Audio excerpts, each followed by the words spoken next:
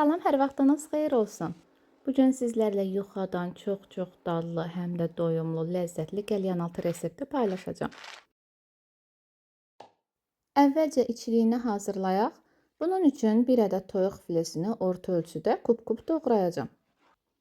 Təxminən 500 qram toyuq filesindən istifadə etdim. İstəyinizə görə bir qədər də artıra və ya azalda bilərsiniz. Tavaya əlavə edib orta odda əvvəlcə suyu çəkilənə qədər bişirdim. Daha sonra üzərinə 3-4 yemək qaşığı qədər duru yağ əlavə etdim. Rəngi biraz qızarana qədər arabir qarışdırmaqla bişirəcəm.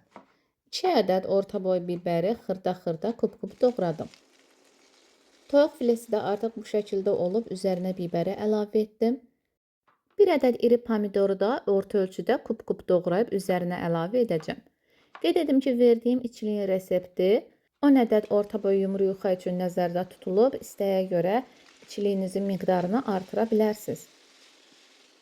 Pomidoru da içliyə əlavə edib üzərinə 1 çay qaşığı duz, zövqə görə pul biber və qara istiot əlavə etdim və qarışdırdım. Bir qədər suyu çəkilənə qədər bişirdim.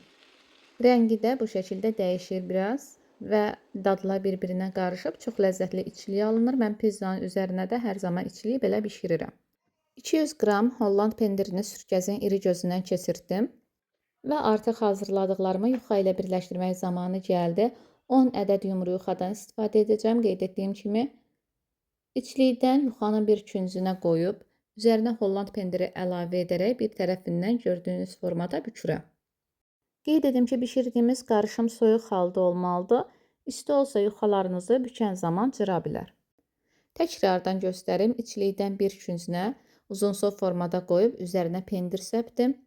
Əvvəl kənarlarını qatladım, sonra içliyin üzərini örtərək gördüyünüz kimi rulon formasında bükdüm. Çox rahat hazırlanır. Qısa bir vaxtda bütün yuxaları hazırlayıb hələlik kənara qoydum. Yuxaları bulamaq üçün 2 ədəd yumurtanı yaxşı çalıram və hələlik kənara qoydum. Başqa bir qaba evdə quru çörəkdən hazırladığım suxarini əlavə edib kənara qoydum. Yuxaları əvvəlcə yumurtaya buladım, daha sonra suxariyə bulayaraq kənara qoyuram. Mən bir dəfəlik qızardacağım üçün əvvəlcə hər birini yumurtaya və suxariyə buladım. Amma siz istərsəniz bir tərəfdən qızardıb, bir tərəfdən də bunu hazırlaya bilərsiniz. Qızartmaq üçün tavaya yarım stəkana yaxın duru yağ əlavə etdim. Yağın qızmağını çöp ilə yoxladım. Tamamilə qızdırdığım tavaya qəlyanaltıları yerləşdirib hər iki tərəfini çox gözəl şəkildə qızardıram. Yağ mütləq bol-bol olmalıdır ki, rəngi belə gözəl qızarsın. Hər iki üzü hazırdır. Əvvəlcə mətbəx zərfətinin üzərinə düzdüm. Daha sonra servis edəcəyiniz qaba yerləşdirə bilərsiniz.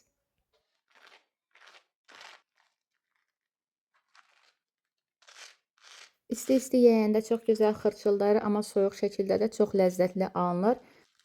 Qəlyanaltıya, pikniyə, gəzintiyə, hər yerə hazırlaya bilərsiniz. Mütləq yoxlamağınızı tövsiyə edirəm. Bu qədər dəyərli dostlar, video faydalı oldusa bəyənməyi, paylaşmağı, dostlarınıza kanalı məsləhət etməyi unutmayın. İzlədiyiniz üçün təşəkkür edirəm. Sağ olun, Allah'a əmanət olun.